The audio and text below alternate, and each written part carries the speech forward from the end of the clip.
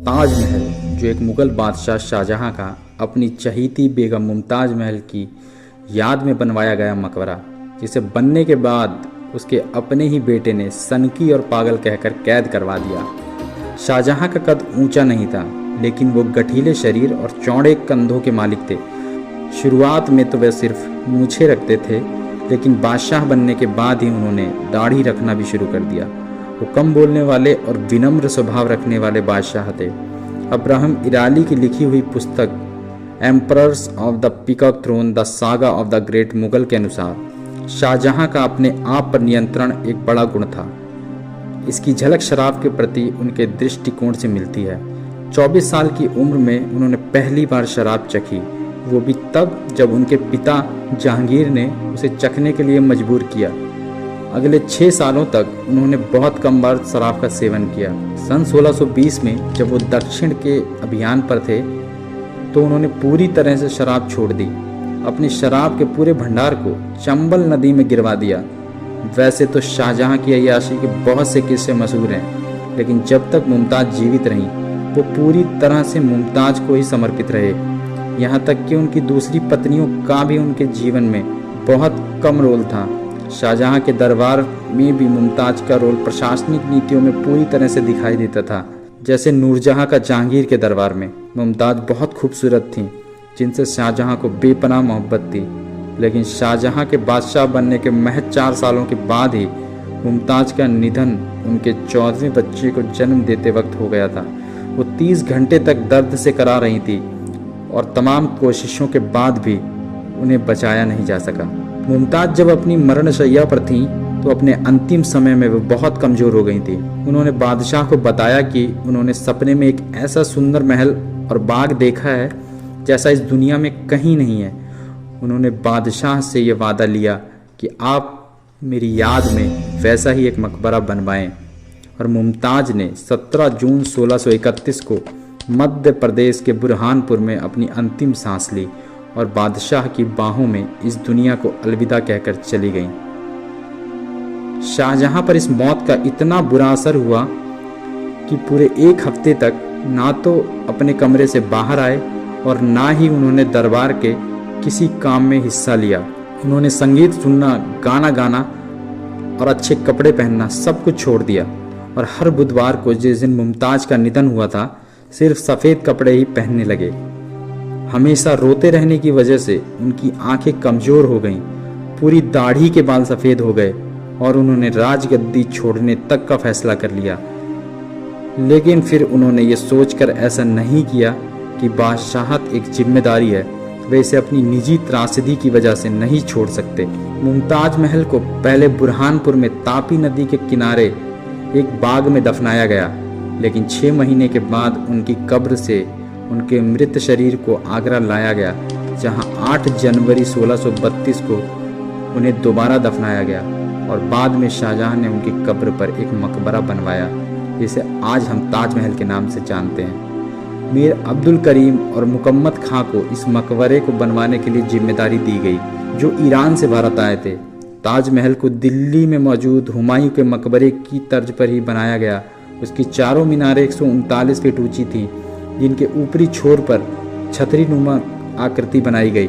ताजमहल के निर्माण का काम जनवरी 1632 में शुरू हुआ था और तकरीबन 22 सालों और 20,000 मजदूरों के दिन रात कड़े परिश्रम के बाद ताजमहल का मूल ढांचा अस्तित्व में आया। कहा जाता है कि ताजमहल का काम पूरा होने के बाद बादशाह शाहजहां ने मजदूरों के हाथ कटवा दिए थे, जिससे इस तरह की खूबसूरत इमारत दोबारा ना बनवाई जा सके। लेकिन ये कहानी सच्ची नहीं है। आज हम ताजमहल का जो हिस्सा देखने जाते हैं, असल में वो हिस्सा महल का पिछला हिस्सा है, जबकि इसका मुख्य द्वार यमुना नदी की तरफ है, क्योंकि मुगल काल में आने जाने का मुख्य यातायात नदियों द्वारा ही हुआ करता था और ताजमहल तक पहुंचने का मुख्य रास्ता नदी ही हुआ करती थी। बादशाह और उनके शाही घरानों के मेहमान नाव में बैठकर आते थे। नदी के किनारे एक चबूतरा हुआ करता था, वह चबूतरा नदी के बहाव से नष्ट हो गया। ताजमहल की चारों मीनारें बिल्कुल सीधी नहीं खड़ी हैं। अगर आप इसे ध्यान से देखें तो पता चलेगा कि ये हल्की सी बाहर की तरफ झुकी हुई हैं, जिससे अगर कभी भूकंप आए और मीनारें गिर जाएं तो मुख्य गुंबद को कोई नुकसान न पहुंचे। ताजमहल पर कुरान की आयतों को लिखने का काम मुकम्मद खां को सौंपा गया। आज जितनी भी आयतें लिखी हुई हैं, मुकम्मद खां ने इनको अपनी निगरानी में ही लिखवाया है। शाहजहां ने एकमात्र मुकम्मद खां को ही अपना नाम ताजमहल पर लिखने की इजाज़त दी थी। ताजमहल के मुख्य द्वार पर जैसे ही आप प्रवेश करेंगे तो ये आयत आपको सबसे पहले दिखाई देगी। हे आत्मा, तू ईश्वर के पास विश्राम कर, ईश्वर के साथ रह तथा उसकी परम शांति तुझ पर बरसे।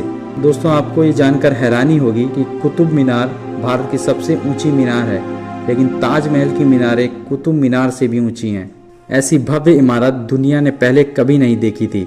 इसके लिए सफ़ेद संगमरमर राजस्थान के मकराना से लाया गया था, जेड और क्रिस्टल चाइना से मंगवाया गया, लैपिस लजूली अफगानिस्तान से लाया गया, तर्किस तिब्बत से, जैस्पर पंजाब से, सफ़ायर श्रीलंका से और कार्नेलियन अरब से मंगाया गया था।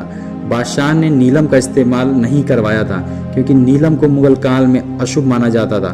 कुल मिलाकर ताजमहल में नक्काशी के लिए 28 से 32 किस्म के बेशकीमती पत्थरों और रत्नों को सफ़ेद संगमरमर में जड़ा गया था। इन सभी चीज़ों को विदेशों से आगरा लाने के लिए विशेष तौर पर गाड़ियां बनाई गईं, बैलगाड़ियों का इस्तेमाल किया गया था। इनमें से कुछ संगमरमर के पत्थर तो इतने भारी और विशाल थे कि उन्हें मकराना से लाने में बैलों और बड़े बड़े सींगों वाले भैंसों ने अपना बहुत पसीना बहाकर आगरा तक पहुंचाया था। उन बैलगाड़ियों को 25 से 30 मवेशी खींचा करते थे। सबसे पहले उस इलाके को साफ करके ऊपरी ज़मीन को बराबर किया गया। उसके बाद हजारों मजदूरों ने दिन रात काम करके मकबरे की नींव खोदी और इस बात का खास ध्यान रखा कि यमुना नदी का पानी उसमें रिस कर ना आ जाए और जून और सितंबर के महीने में आने वाली बाढ़ का पानी मकबरे को कोई नुकसान न पहुंचा पाए। फिर एक 970 फीट लंबा और 364 फीट चौड़ा चबूतरा बनाया गया। उस चबूतरे पर मकबरा बनाने का काम शुरू हुआ। ताजमहल की दीवारों की नक्काशी इटली के कारीगरों से कराई गई। संगमरमर को तराशने के लिए उज्बेकिस्तान के बुखारा से कारीगर बुलवाए गए। पच्ची कारी करने के लिए कारीगरों को ईरान से बुलाया गया था। ताजमहल के डिजाइन को बनाने के लिए 37 लोगों की टीम बनाई गई। ये डिजाइनर दुनिया के दूर दूर और अलग अलग देशों से बुलाए गए थे। ताजमहल की नींव के लिए परिसर में बहुत बड़े बड़े कुएं खोदे गए, जिनमें ईंट पत्थर के साथ साथ आबनूस और महोगनी के बड़े बड़े लट्ठे डाले गए। इन लकड़ियों की खासियत यह थी कि यमुना नदी के पानी की वजह से, बल्कि ये लकड़ी पानी और नमी के संपर्क में आने से और मजबूत होती चली जाती थी। लेकिन आज के यमुना नदी के घटते स्तर की वजह से ही सन 2010 में ताजमहल के कई हिस्सों में दरारें देखी गईं। कुछ इतिहासकारों का यह अनुमान है कि 1653 में जब ये मकबरा बनकर तैयार हुआ तब इसकी लागत करीब 4 करोड़ रुपए आई होगी और अगर इसे आज दोबारा बनवाया जाए तो इसे बनवाने में 60 अरब 57 करोड़ रुपए लगेंगे। ताजमहल को बनवाने के लिए सारा पैसा शाही खजाने और आगरा प्रांत के खजाने से दिया गया था और बादशाह ने यह आदेश दिया था कि आसपास के 30 गांवों से मिलने वाली मालगुजारी का इस्तेमाल इसके रखरखाव के लिए किया जाएगा। 1659 में शाहजहां के बेटे औरंगजेब ने अपने पिता को तनकी और पागल कहकर गद्दी से उतार दिया और उन्हें कैद खाने में कैद कर दिया। तो कुछ दिनों बाद वे बीमार हो गए और उन्हें लगा कि अब उनका भी जाने का समय आ गया है। तो उन्होंने ये इच्छा जताई कि उन्हें उस जगह पर रखा जाए जहां से वे अपने बनवाए उस ताजमहल को हमेशा देख सकें। और उसी जगह पर शाहजहां ने कश्मीरी शॉल में लिपटे हुए दुनिया को 21 जनवरी 1666 को अलविदा कह दिया। उस समय उनकी बेटी जहांआरा उनके साथ ही थी और वह चाहती थी कि इस बदनसीब बादशाह की भी विदाई शाही ढंग से हो, लेकिन औरंगजेब ने उसकी एक न मानी और साधारण तरीके से कुरान की आयतों की तिलावत के बीच शाहजहां की कब्र मुमताज की कब्र के बराबर में बनवा दी गई। मुगलों के पतन के बाद 1803 में अंग्रेजों ने आगरा पर कब्जा कर लिया। इसके साथ ही ताजमहल की दीवारों से मूल्यवान रत्न, कालीनें, दीवार पर टंगी हुई चीजें और झूमर गायब होने लगे। ताजमहल के चारों तरफ हनीमून कॉटेज बना दिए गए और ताजमहल परिसर को अंग्रेजों द्वारा पिकनिक स्पॉट बना दिया गया।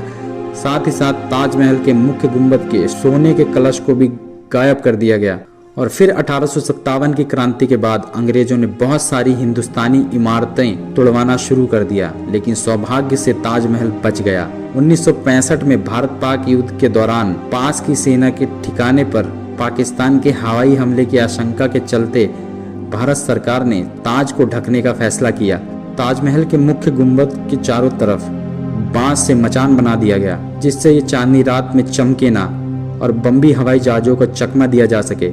और ताजमहल सदियों से शाहजहां और मुमताज की मोहब्बत का प्रतीक बनकर आज भी खड़ा है और आने वाले सैकड़ों वर्षों तक यूं ही खड़ा रहेगा और गुणगान करता रहेगा एक सच्चे अमर प्रेम का, जो बादशाह ने अपनी बीवी मुमताज से किया।